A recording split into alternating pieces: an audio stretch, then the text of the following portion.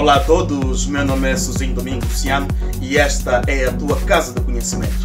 Como prometidos, trazemos hoje a segunda unidade da genética, mas para tal convidamos a si para se inscrever, para assinar e ativar o sininho de notificações para receber totalmente informações a tempo e hora. Bem, como hoje vamos dar introdução à genética, nós vamos dar introdução, vamos falar o que é isso genética, vamos dar alguns conceitos básicos para melhor você perceber o que é mesmo genética, o que a genética fala, o que a genética traz de interessante para o nosso dia a dia.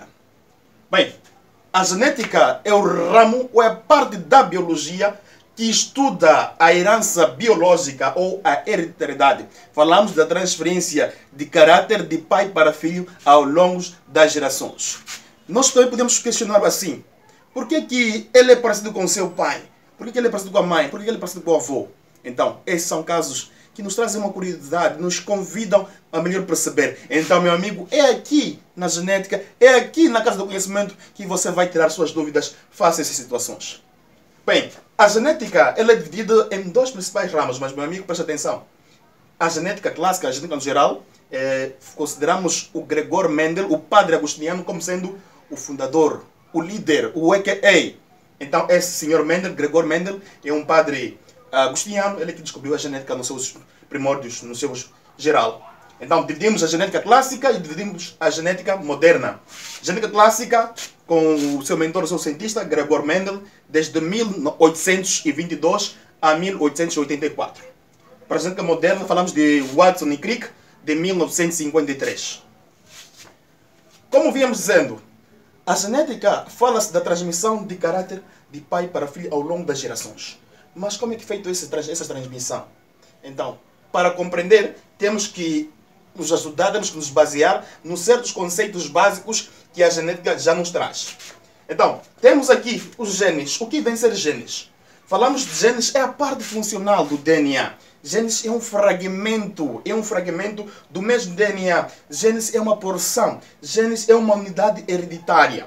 Então, falamos de genes, que é a característica em estudo. Falamos de altura, falamos do tamanho do indivíduo, falamos da cor dos cabelos, falamos da cor dos olhos, falamos do tipo sanguíneo e falamos de todas aquelas características que nós podemos usar para estudo. Então essa momento pode ser influenciada pelo meio essa que vai moldar, que vai reestruturar, que vai configurar o homem. Um homem formado por si só, um homem dotado de todas as ferramentas. Então, se nós falamos a transferência de características de pai para filho ao longo das gerações, quer dizer que houve a união de dois gametas, onde o homem, por sua vez, o indivíduo de sexo masculino, vai doar 50% do seu material genético e a mulher também com 50% num processo de ovulação. Temos o espermatozoide, temos o óvulo, ele irá fecundar-se e, por sua vez, irá configurar, ou seja, irá deixar um descendente fértil com as mesmas características dos seus progenitores. Esse mesmo DNA ele é dividido em duas partes. Temos a parte de introns e temos a parte de exos. Lembrar que a parte de introns não codifica nenhuma proteína e a parte exon codifica. Fala-se das bases azotadas, timina, guanina e uracilo. Então, esses exos vão codificar todas as proteínas até sair um indivíduo totalmente formado, totalmente configurado, totalmente especificado, totalmente específico para realizar todas as funções vitais ao longo das gerações, ao longo do tempo. Voltando para os conceitos básicos, temos alguns conceitos como fenótipo, genótipo, alelo, homozigótico, heterozigótico, dominância, recessivo, dominância completa. E também temos mais outros termos que nós vamos falar lá embaixo. Mas, para percebermos mais uma vez a genética, nós temos que mergulhar nos conceitos básicos ainda. Temos aqui o caso do genótipo, que nós falamos é igual a um genes. O que é um genes? Gene é a parte, é o fragmento, é uma porção do DNA. Então, temos aqui as características, esse genótipo será as características internas. Quais serão nossas características internas? Fala-se, temos o exemplo de um A, de um Z, de um B, de um Y. Se nós colocarmos num caso diploide, praticamente teremos que duplicar as mesmas características. O que vai ser então o fenótipo? Fenótipo são as características internas. Fala-se, é o genótipo mais o meio ambiente. Então, esse fenótipo mais o meio ambiente vai dar o aspecto da coisa.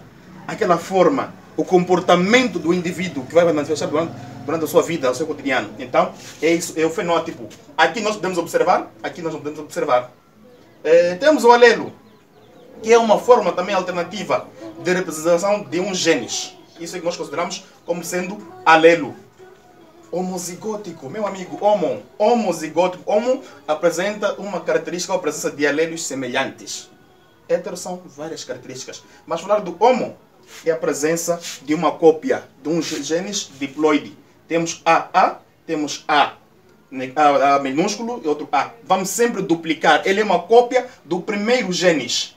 Então é a cópia. Falar do homozigótico é uma característica, então nós duplicamos. Heterozigótico, falamos de alelos diferentes. Temos o caso de um A positivo, ou seja, A maiúsculo, que será dominante, e o A recessivo, A minúsculo. Assim sucessivamente. E essas podem ser representadas por letras do nosso alfabético, né, romano. Então, não ser problemas, podem muito bem representar A até Z. Temos aqui a dominância. Quando o alelo, ou seja, o alelo expressa-se da mesma forma nas condições homo e nas condições heterozigóticas. Temos AA e temos AA, ou seja, os dois A maiúsculos, os dois A minúsculos. Nós duplicamos, é uma característica diploide, é uma cópia. Então, para o caso também de RH positivo nos grupos sanguíneos. Para o recessivo, não se manifestam nas condições heterozigóticas.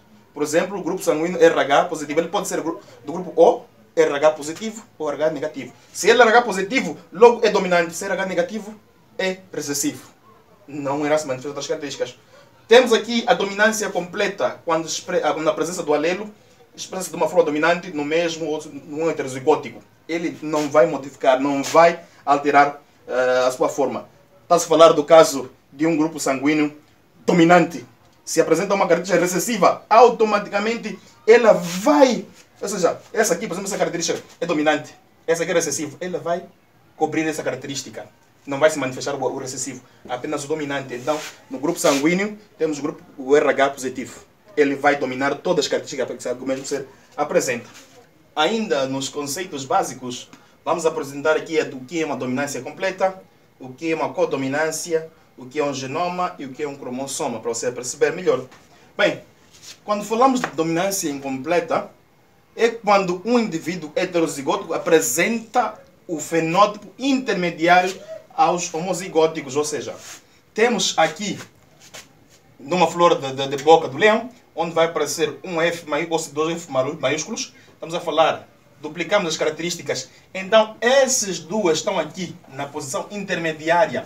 Temos uma flor vermelha e temos uma flor de cor branca, dessa boca de leão. Então, nessa posição intermediária é que podemos chamar de dominância incompleta, se o indivíduo ou se a característica for encontrado no centro dessas duas. Aqui é uma totalmente dominante de cor vermelha, aqui totalmente dominante de cor, ou seja, de cor vermelha e de cor branca. Então aqui pode apresentar uma flor que apresenta as duas características. Na codominância é quando os indivíduos heterozigóticos expressam os dois, ou seja, os dois fenótipos simultaneamente. Temos exemplo, o B maiúsculo, A maiúsculo e B minúsculo. São os dois dominantes, eles apresentam-se. Ou seja, estamos falando de um grupo sanguíneo, um grupo AB. Temos aqui um par. Então vai se expressar simultaneamente. Esse é o grupo sanguíneo AB.